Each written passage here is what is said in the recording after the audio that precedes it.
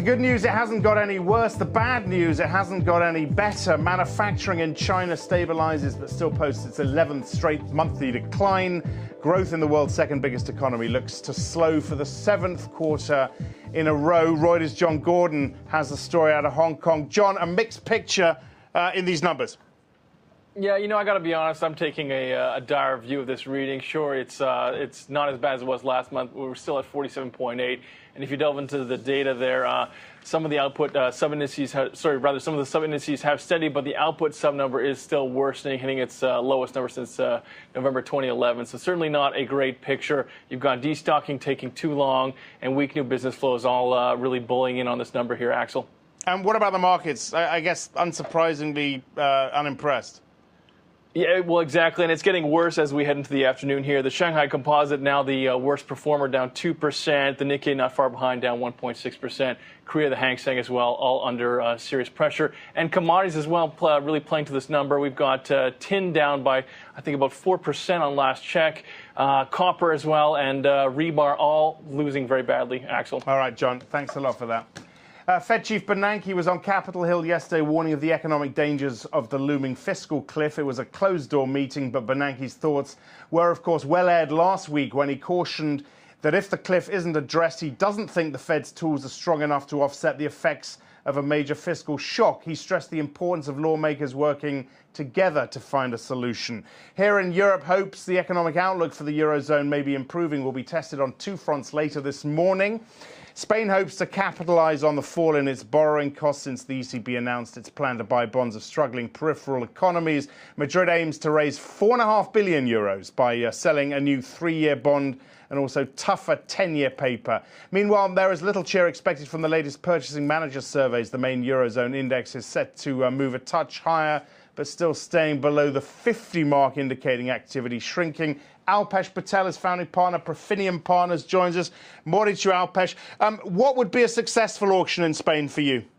Well, the obvious thing to say is that they clear it all and that yield levels don't spike up. But actually, there is some thought that were they to have difficulty, that might be good for the euro on the basis that the Spanish are then more likely to ask for a bailout. The fact that it would happen sooner rather than later would mean that you don't have death by 1,000 cuts. Now, as you know, the markets can tend to be quite perverse. So either way, the way you're looking at it at the moment, we're going to have a positive outcome. Whether they clear it with room to spare or whether they have difficulty might, in both circumstances, be good news for the euro. What's a comfortable yield for them on the 10-year, do you think?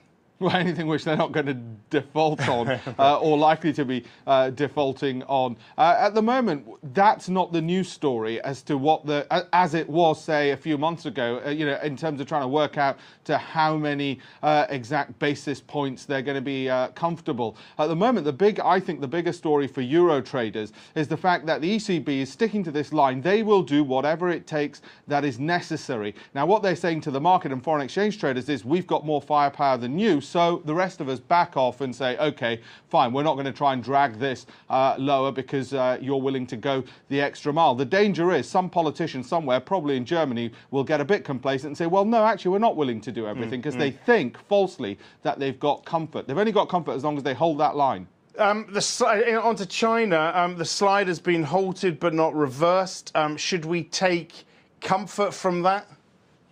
The thing with China is the Chinese really are managing this situation far more than we're able to in the West, just because they have far more of a control economy. So I'm a little bit less concerned on the specific piece of economic data or possibly about slowing growth or increased inflation, because they seem to know exactly what they're doing, both in terms of balancing that growth and inflation problem that you have. So I take comfort actually from most of the actions that they take in any event. They seem very much on top of it, and any of these short-term data, day in, day out, blips. This is not something that they're having difficulty managing, unlike, say, the fiscal cliff in the US or the debt crisis in Europe, where we really are having difficulties getting on top of it. All right, Alpesh, thanks a lot. Exclusive world news story on Reuters this morning. A Western intelligence report says Iran has been using civilian aircraft to fly military personnel and weapons across Iraqi airspace into Syria. The US is urging Baghdad not to allow Iran to ship arms to Syria's President Assad, its key ally in the region. Industrial action causing widespread disruption in India. Opposition parties have called a nationwide strike in protest at a hike in diesel prices and plans to allow global supermarkets to set up shop. Protesters say it'll mean higher food prices and put local shops out of business. That's it. Our pick of the day shows Chelsea's Fernando Torres challenging Giorgio Chiellini of Juventus during their Champions League soccer clash at Stamford Bridge last night. Chelsea threw away a 2-goal lead. The match ended in a 2-2 draw. Elsewhere, Man United beat Turkey's Galatasaray 1-0 and Celtic drew 0-0 with Benfica. I'm Axel Threlfall. This is Reuters.